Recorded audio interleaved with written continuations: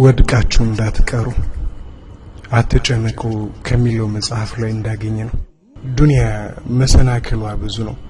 አንዱን ስናልፍ ሌላው ይተካል፣ አንዱን ስንሻገር ሌላ ይከተላል፣ አንዱን ስንዘል አንደኛው ይመጣል። ዱንያ ሁሉም መሰናክሎቿ አይጥሉም፣ ሁሉም መሰናክሎቿም አይታለፉም። ብዙዎቿን እናልፍ ይሆናል። አንድ ነገር ግን አንድ ቀን ግን ካንዱ ላይ የምንወድቅበት ሁኔታ ይኖራል። ከውድቀት ሁሉ የሚከፋው በኃጢአት መውደቅ ነው።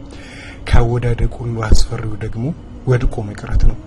እናም ወድቀህ እንዳትቀር ወዳጄ፣ ወድቀሽ እንዳትቀር እህቴ።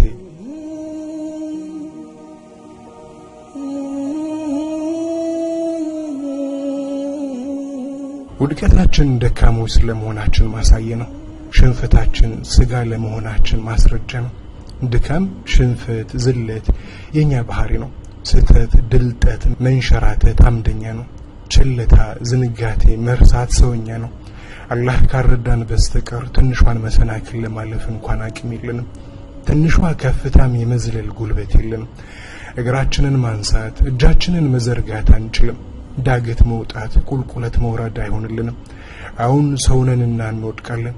መገረም ያለብን በመውደቃችን ሳይሆን ከወደቅንበት ለመነሳት ባለመፍጨርጨራችን ነው። የወደቅን ቀን ከኛ የሚጠበቀው ለመነሳት መጣር ነው። ጭቃ ላይ የወደቀ ሰው ለመነሳት እንደሚታገለው መታገል ነው። አምዳችን ማራገፍ ነው። ጭቃችንን መታጠብ ነው። አመት እስከ አመት ብንወድቅ እንኳ የዘውትር ስራችን ይኸው መሆን አለበት። ማንበብን መማር የሚፈልግ ሰው በደንብ ማንበብ እስኪችል ድረስ ይታገላል። በንባብ ጎዳና ውስጥ እስኪያልፍ ብዙ ይጥራል። ህይወት እንደ ንባብ ናት። በደንብ እስክታነባት ድረስ አትልቀቃት። አልችልም፣ ዋጋ የለኝም ብለህ ተስፋ አትቁረጥ። በየቀኑ ብትወድቅም ከትምህርት ቤት አትቀር። ቀጥ ብለህ እስክትቆም ድረስ ወድቀህ ተነሳ። አይቀበለኝም፣ አይምረኝም፣ አያዝንልኝም፣ አይለቀኝም አትበል። በልና ታረቀው፣ በልና ተጠጋው፣ በልና ጌታህን ቅረበው።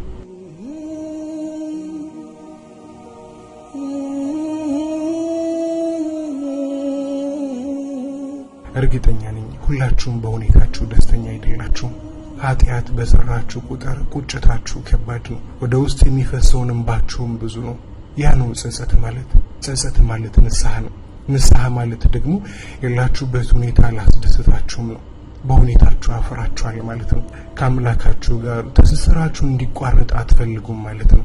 እናም ይህ ከሆነ ስሜታችሁ ኑ ወደ ጌታችሁ፣ ኑ ወደ አምላካችሁ፣ ኑ ወደ አዛኛችሁ። ያለ አንዳች ፍረት ተመለሱ፣ ያለ ምንም አንገራገር ኑ። ኃጢአቶች ሸክሞቻችን ናቸው። ወንጀሎች ዕዳዎቻችን ናቸው። ጥፋቶች በደሎቻችን ናቸው። ጥሰቶች ቁስሎቻችን ናቸው። ተሸክመናቸው ወደ አላህ የመጣን እንደሆነ እርሱ ያራግፍልናል፣ ዕዳችንን ይሰርዝልናል፣ በደላችንን ይምረናል፣ ቁስላችንን ያብስልናል፣ በሽታችንን ያክመናል። እስልምና ቂመኛ ሃይማኖት አይደለም። ሰው ከስተቱ ከተመለሰና ከተጸጸተ የድሮ ፋይሉን ይዘጋል። መዝጋት ብቻ እኮ አይደለም፣ ያለፈን ጥፋትና ክፋት ሁሉ ይሰርዛል፣ የቆየን ሁሉ ይረሳል። ሰላት፣ ዘካ፣ ጾም ያለፉትን ወንጀሎች ሁሉ ይሰርዛሉ። መልካም ስራዎች መጥፎችን ያብሳሉ፣ ተከታትለው ያጠፋሉ። ተጸጽተን ወደ እርሱ ከተመለስን በኋላ አምላካችን በድሮ ታሪካችን አይወቅሰንም፣ ያለፈ መዝገባችንን አያነሳም፣ የድሮ ክሳችንን አይቆሰቁስም። ስተታችንን አምነን ከተቀበልን በኋላ ጊዜ ጠብቆ አይከዳንም። እንዲህ ነበርክ፣ እንዲህ አደረግክ አይለንም።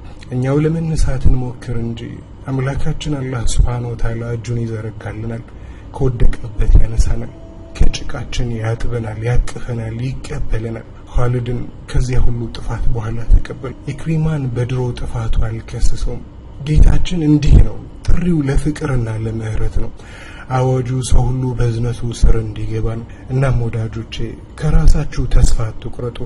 ጠፍቻለሁ፣ ዋጋ የለኝም አትበሉ።